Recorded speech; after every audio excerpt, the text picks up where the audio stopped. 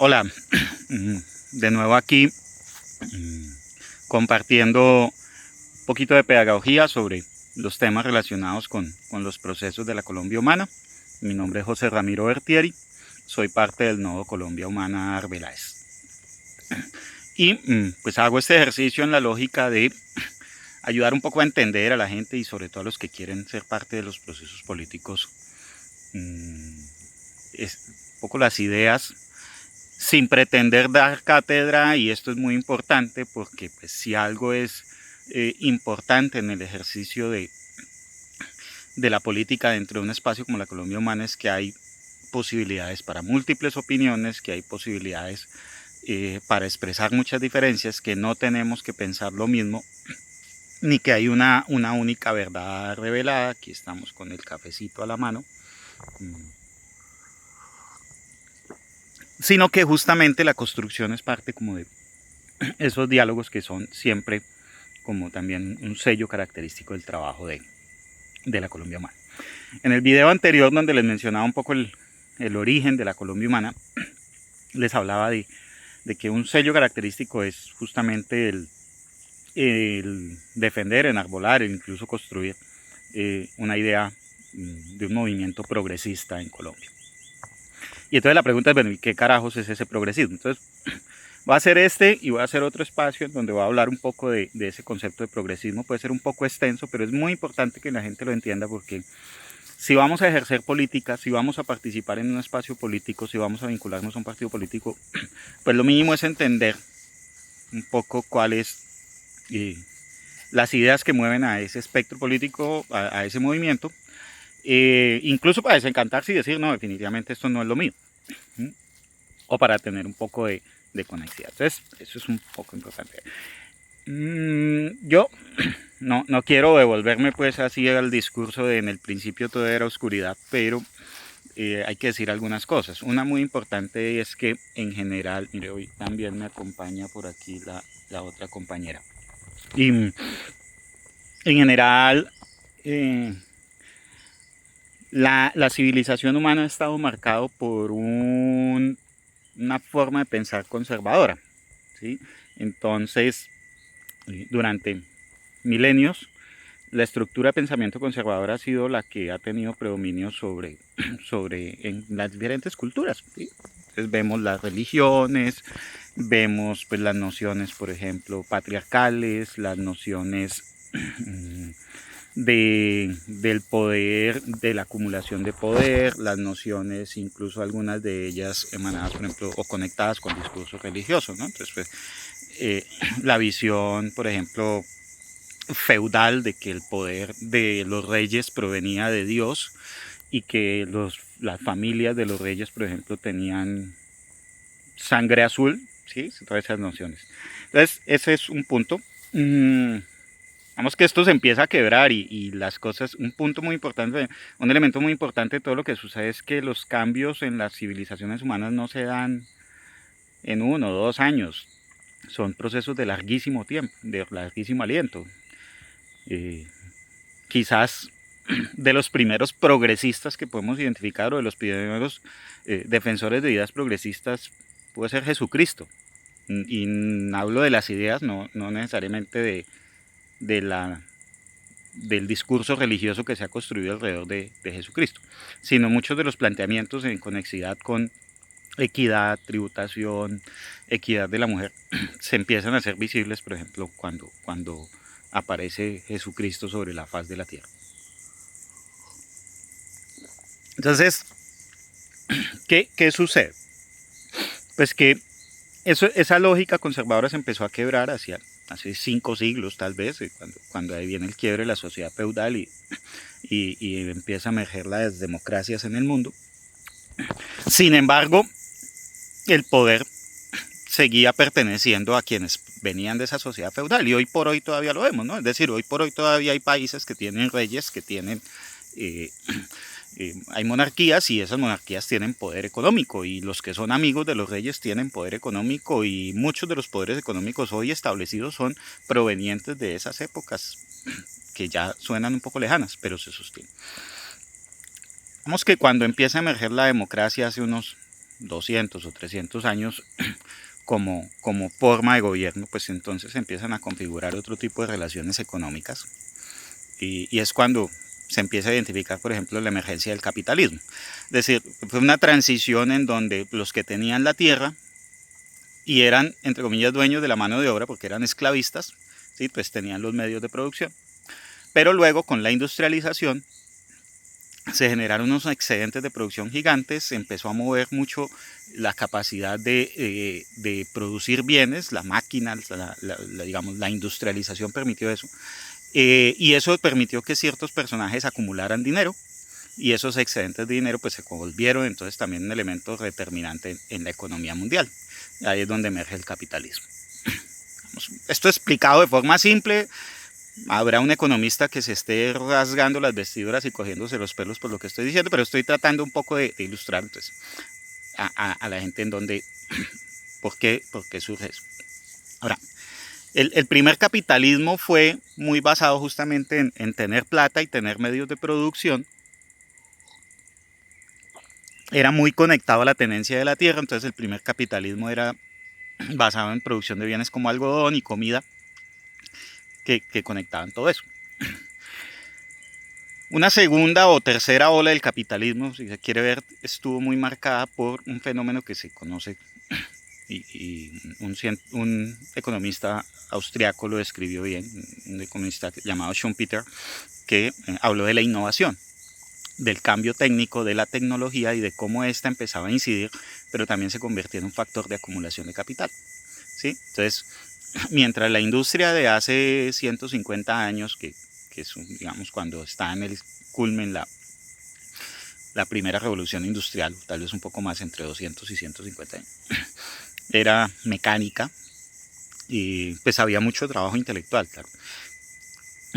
Después viene, por ejemplo, todo el tema del desarrollo de la electricidad, la electrónica, la informática, y en ese punto resulta que lo que hay aquí en la cabecita, y aquí empezamos a conectar, por ejemplo, mensajes de nuestro presidente Gustavo Petro, y es que es juntar el capital, el factor de producción tierra, porque seguimos necesitando comida y hay un mundo que está aguantando hambre en muchos lugares, pero también el saber que está en el cerebro, la creatividad y la innovación, como un elemento determinante de la creación económica. Y en ese punto es donde se vuelve relevante el progresismo, o empieza a emerger. Claro que incluso se habla que el progresismo también lleva, pues, no sé, siglos, por lo menos sentándose sus bases ideológicas. Pero se vuelve relevante el progresismo porque cuando usted necesita, o digamos que el uso del cerebro se vuelve relevante, pues el uso del cerebro no es como una máquina que yo le doy prendido o apagado y la máquina funciona. No es como el billete que si yo lo pongo o lo quito, las cosas existen o no existen y se mueven, ¿no? En buena o en mala lógica, ¿no? Si uno tiene dinero, compra y resuelve una necesidad. Si uno tiene dinero, compra una voluntad y comete un acto de corrupción. ¿Sí? Entonces, ahí hay un tema. Pero resulta que cuando tú empiezas a mirar que el factor cerebro, el uso del conocimiento se vuelve relevante, pues eso tiene unos temas que son que el uso del conocimiento no es acrítico, no es neutral. Es decir, cuando a ti te dicen... si eres tan inteligente, ¿podrías crear una bomba para matar personas? Habrá muchas personas inteligentes que digan, yo lo soy, tengo la capacidad, pero no lo voy a hacer. ¿Sí? Entonces se vuelve estas posturas éticas en relación con la economía, en la relación con la producción, en la relación con las relaciones y con los juegos de poder se vuelven relevantes. Y en ese punto el progresismo empieza a ganar, porque el progresismo, digamos que entre muchas cosas plantea, ok, creemos riqueza, pero distribuyamos riqueza. Ok, generemos valor, pero pongámosle un límite al valor porque, por ejemplo, si generamos valor hasta destruir la naturaleza, entonces estamos al mismo tiempo destruyendo, ¿no? La suma no puede ser cero. Las posturas del progresismo, por ejemplo, se alinean mucho con por qué tiene que haber perdedores, ¿sí? Porque, y esto, por ejemplo, para los conservadores los juegos suelen ser algo que se llama suma cero, es decir, si alguien pierde es porque alguien ganó. El progresismo dice, ven, las nociones del ganar, ganar se pueden llevar a la práctica. Es posible que tú te beneficies y yo también. Es posible que construyamos beneficios comunes, es decir, que si todos juntos trabajamos, logremos algo y al final miramos cómo distribuimos.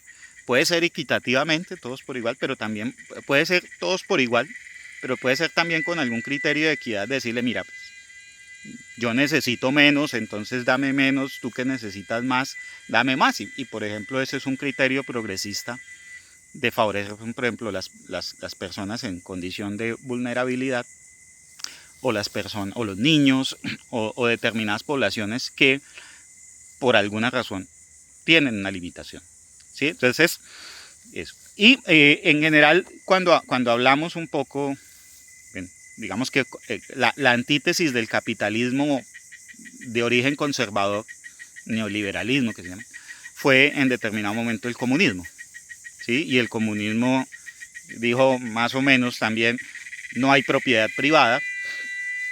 Digamos que un problema del comunismo fue la forma en cómo se manejó políticamente, es decir, no hay propiedad privada, pero todo es del Estado, pero al final alguien maneja el Estado, ¿cierto? Entonces el poder seguía existiendo, el juego de poder sigue existiendo. En un punto medio lo que hace el progresismo es decir, ok, bueno, juntémonos, trabajémonos, podemos construir, seamos solidarios, podemos generar valor, es importante construir valor, ¿sí? La economía no se sostiene si nadie trabaja, por ejemplo. El progresismo es un defensor del trabajo,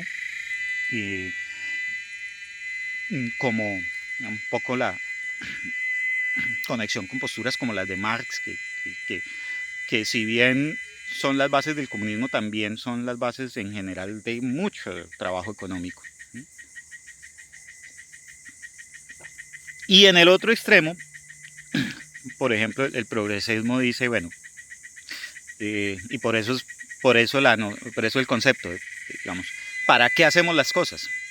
Y entonces el mensaje del progresismo, o sea, hacemos esto en la medida, esto tiene sentido lo que hagamos en la medida en que la sociedad progrese, ¿sí? De nada sirve que la sociedad gane plata si se mueren niños de hambre.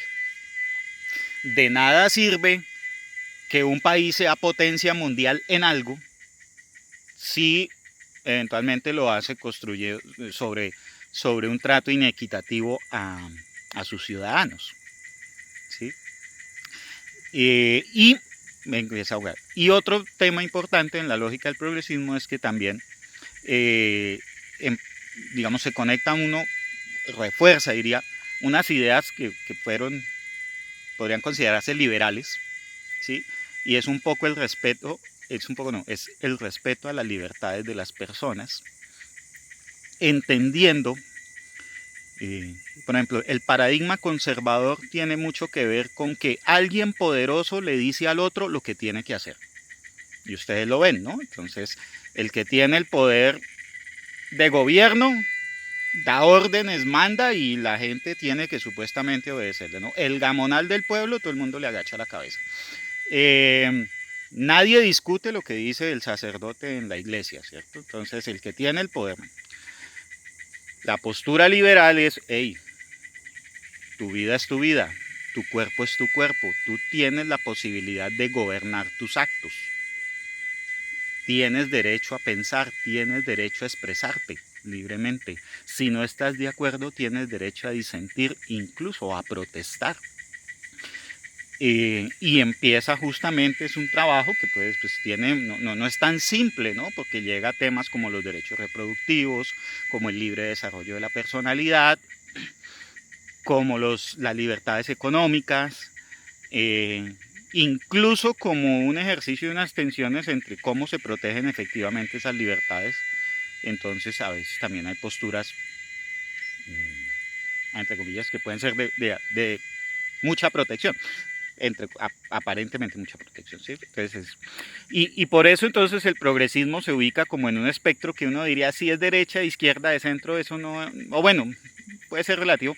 Incluso por ahí hay un text que lo voy a publicar en la descripción de este video, que es un text que trata de ubicar a uno según unas preguntas cuál es la postura de uno en términos tanto políticos como económicos, para tratar de uno ubicarse más o menos en qué espectro está. Y se lo recomiendo que lo haga porque, ¿verdad? Pues uno empieza a identificar, bueno, pues que, o sea, a mí me gustan ciertas ideas, pero por ejemplo, cuando a la gente le hablamos de temas como las drogas, cuando le hablamos, ahorita que por ejemplo hay un debate fuerte sobre la política criminal, sobre la interpretación de cómo eh, el, digamos, el Estado debe entender la política criminal, sobre el aborto, pues algunas personas, digamos que se les sale lo conservador, entre comillas, lo digo ¿verdad? Con respeto, incluso a todos nos pasa. Alguna vez hablamos con un amigo pues que uno se vuelve conservador el día que tiene algo que conservar, ¿no? Entonces pues, tú ves por ejemplo la gente que de pronto no tiene nada, o sea, por decisión o porque la vida no le da oportunidad y no tienen apego material, pero de pronto el que tiene una finca, una casa, entonces se preocupa mucho porque no le invadan su casa o porque su casa, en fin, no se ve afectada por ciertas situaciones. Por ejemplo, entonces, eso, o el que tiene un carro lo cuida pues porque es su carrito y no quiere ni que se lo miren, ni que se lo rayen, ni que se lo... eso es normal. O cuando somos un poquito más veteranos, entonces buscamos, por ejemplo, más seguridad, más estabilidades. Vamos que en cierta forma es casi natural, entre comillas, que uno se vuelva un poquito más conservador dependiendo de unas circunstancias, o más liberal dependiendo de otras. Pero, digamos, al final es eso, es un poco entender justamente que el progresismo es una ideología que, y para sintetizar, que básicamente surge como una alternativa a lo que era esa tradición conservadora poderosa, que refuerza incluso un poco los discursos liberales que conocimos en Colombia, que sí plantearon algo de libertades, pero que a la final a la hora de pensar en el poder se quedaron con los conservadores, que eran el tema del manejo de la plata y la economía. Y que a diferencia, por ejemplo, de posturas comunistas, reconoce la importancia de la iniciativa emprendedora, de la creación de valor, de las posibilidades de desarrollar una economía y de cómo esa economía puede contribuir o el crecimiento de la economía y la distribución de la economía puede contribuir a resolver problemas de la sociedad, ¿cierto? Entonces, más o menos, eso es la postura progresista con la que la colombiana se identifica. En un siguiente video ilustraré con unos ejemplos para tratar de explicar mejor y me extendí mucho en este. Muchas gracias y espero que sigamos conectados.